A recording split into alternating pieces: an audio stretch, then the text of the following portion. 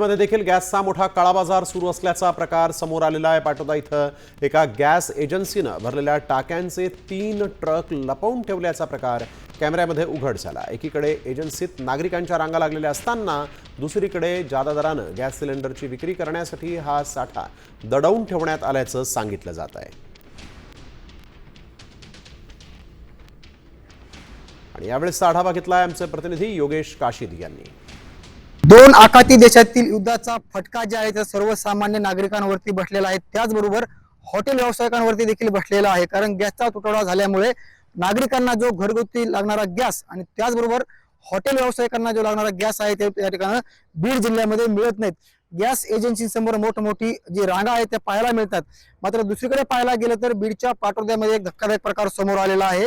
एकीकडे पाहायला गेलं तर गॅस एजन्सींवरती गॅस मिळावा किंवा गॅसची टाकी मिळावी म्हणून लांबच रांगा पाहायला मिळतात, तर दुसरीकडे पाहायला गेलं तर अशा पद्धतीनं गॅसचा साठा ठेवणे किंवा ज्या ठिकाणी गाड्यांमध्ये जे गॅसच्या टाक्या आहेत अशा पद्धतीनं साठा शिल्लक ठेवून ग्राहकांना वेठीस धरण्याचा प्रकार जे आहे ते बीडच्या पाटोदा तालुक्यातील साई लीला गॅस एजन्सीवरती घडलेला आहे।